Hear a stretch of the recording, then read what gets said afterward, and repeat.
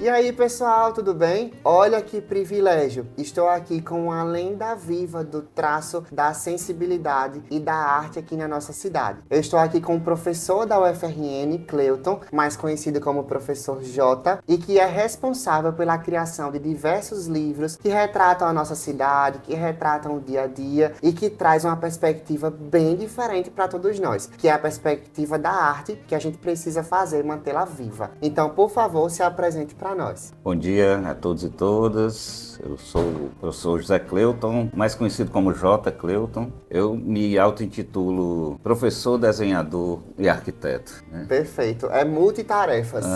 Muito bem. Deixa eu te perguntar uma coisa. A gente já tem aqui uma coletânea, né? Daqui a pouco a gente vai mostrar para vocês. Mas antes disso, eu queria te perguntar como surgiu a arte em sua vida.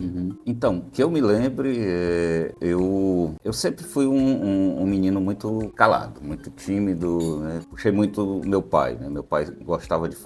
só falava o necessário, né? E eu gostava muito de ler gibi. Eu lembro que eu também comecei a desenhar a partir dos gibis. O que eu via no gibi, eu desenhava. Meu pai percebeu isso e, assim, do nada ele chegou com uma lapiseira e um caderninho para mim. Eu me lembro da primeira vez, assim, que eu tive esse contato com esse ato de desenhar e de desenhar em caderno. E a partir daí foi quando surgiu o aperfeiçoamento, né? Você pensou como, caramba, eu gosto de fazer isso, eu acho isso interessante para minha vida e começou a pensar nisso como uma profissão ou como algo que pudesse levar adiante.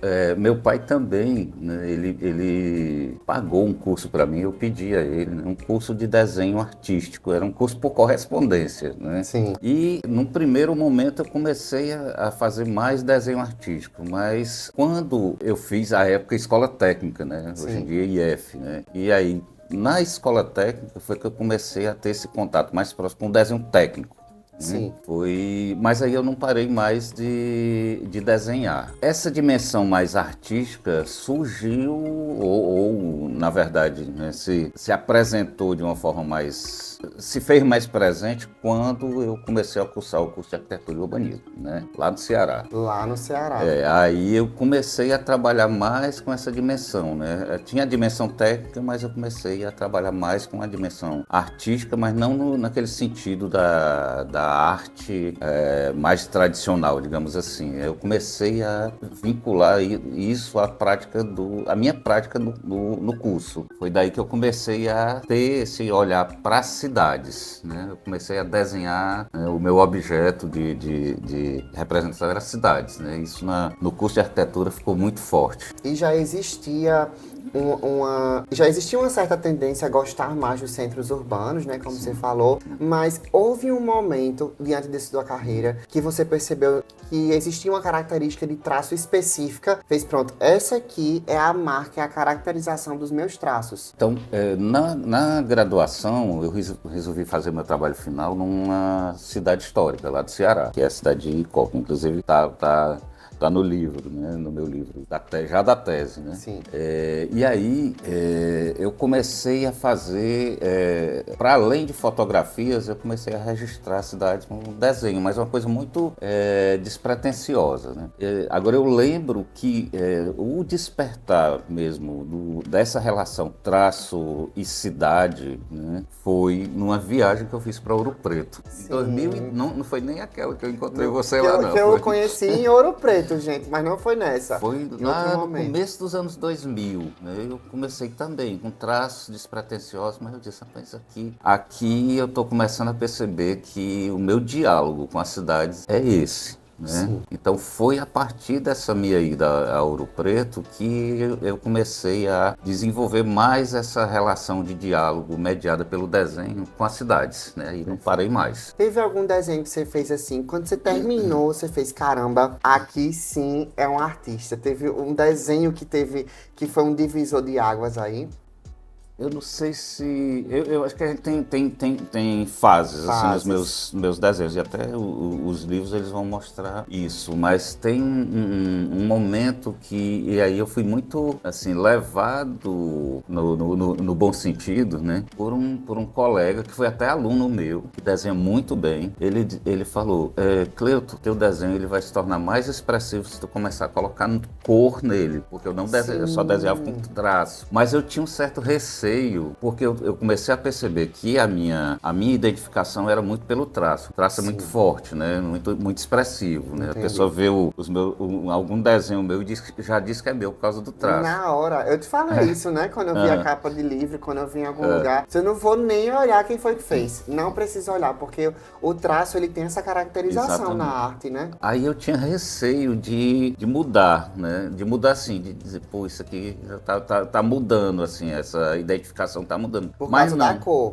sim. Mas não, à medida que eu fui colocando cor, primeiro eu fui, assim, de uma forma muito tímida, digamos assim, em alguns detalhes, eu fui percebendo que a cor, ela seria algo mais, assim, incorporado ao meu traço, né? Eu não deixei de ter um traço muito identificador e a cor, ela veio para somar, né? Hoje em dia, por exemplo, eu não consigo ver meus desenhos sem cor. Já não imagina sem a cor, né? Então, acho que, assim, um momento, assim, que houve uma modificação foi quando eu percebi isso, perdi um medo de colocar cor nos desenhos. Entendi. Né? Agora, uma dúvida que eu tenho, pessoal. Quando você finaliza um desenho, como é o processo, por exemplo, para a elaboração de colocar aquele desenho em um livro? Ali você seleciona todos os desenhos, manda para a gráfica e eles que programam, eles que organizam.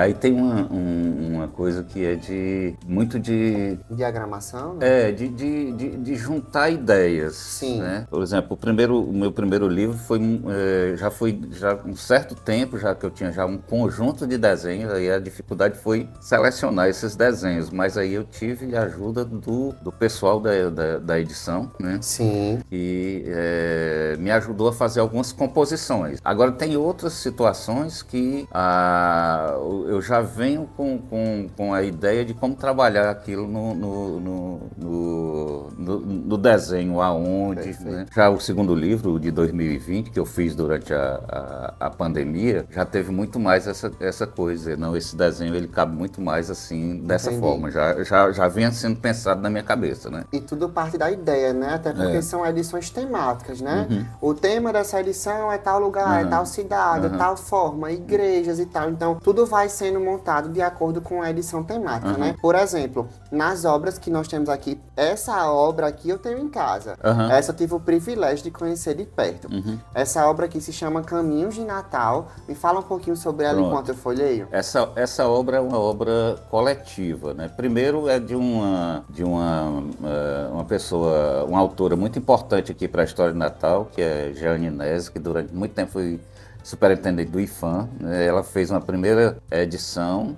E aí, nesta segunda edição, convidaram um grupo que eu participo, que é o Urbano Sketchers Natal, né? Para ilustrar. Então, é uma obra em conjunto, é de um coletivo, né? No qual eu tenho alguns desenhos. O desenho da capa é meu, né? Sim. E eu fiz também o prefácio do livro. E aí tem um conjunto de desenhos que aí já é o que nos passaram a parte textual e a gente saiu dividindo, né, quem era que fazia qual desenho de rua, né? E aí a capa, né, foi um convite que a própria Jeane fez para mim, né, de ilustrar, né? Então teve esse encaminhamento, né? E tem mais livro aqui, gente. Esse aqui, me fala um pouquinho desse. Esse é o livro da minha tese, é um livro acadêmico, né? Diferente dos outros, é um livro acadêmico, mas eu tenho muito carinho por ele, porque é uma parte importante da minha vida. Eu fui premiado, né? Eu recebi um prêmio de tese, né?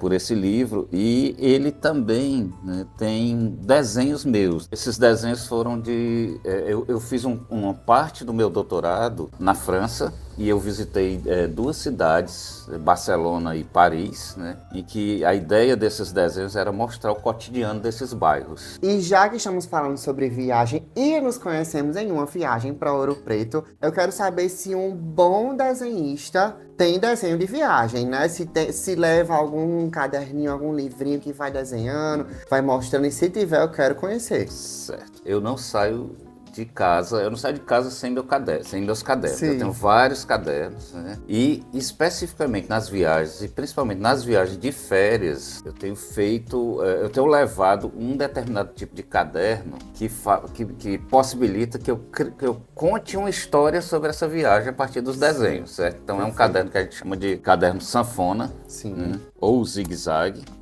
e que É um privilégio a gente tá que vendo vai isso, gente. acontecer isso aqui, ó, né? Eu vou passando pelas cidades, pelos locais e vou fazendo registros, né? Certo? Então, por exemplo, essa viagem são registros de uma viagem que eu fiz pelo Ceará, né? Juntamente com minha companheira. E aí é interessante que nesse registro a gente pode ver que tem registros de cidades serranas e registros de cidades litorâneas. É um resumo mesmo de como foi cada momento daquela Exatamente. viagem, né? E o bom desse caderno zigue-zague é que ele, né, tem um lado, eu trabalho com um lado e posso continuar com Pode contar outra história do outro lado.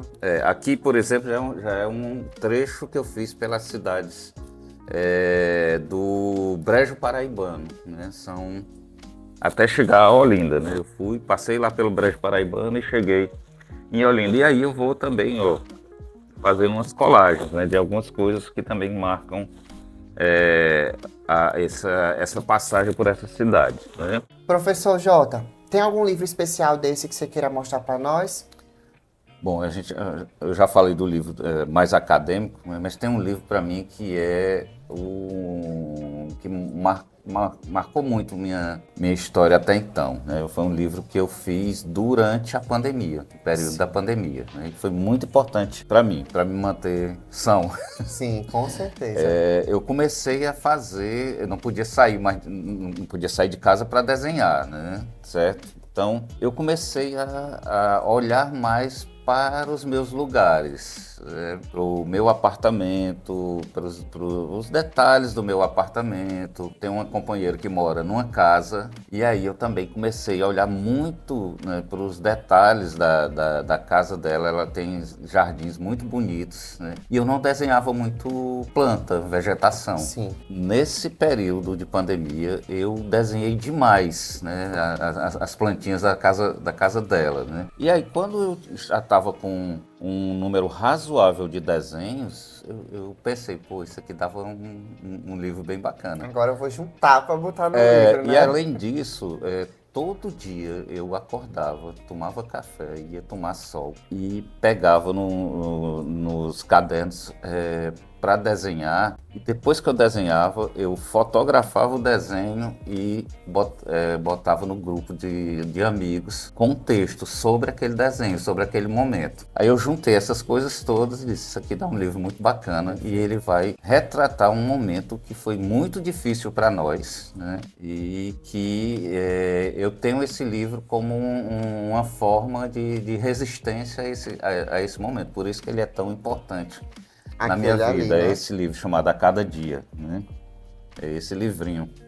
Eu tenho um desse em casa, hein? Só para deixar bem registrado. E uma coisa legal, que depois que o livro estava todo editado, começou as flores dos jardins da casa da Leonádia, da minha companheira, começaram a aparecer. Aí eu disse, rapaz, esse negócio não vai sair nesse livro, a gente tem que ver alguma forma de colocar esses desenhos no livro. Aí a solução foi colocar exatamente nesse trecho, né, quando abre o livro, aí estão as flores desenhadas. As né? flores que tinham saído após a união exatamente, das imagens. porque já estava tudo editado, né?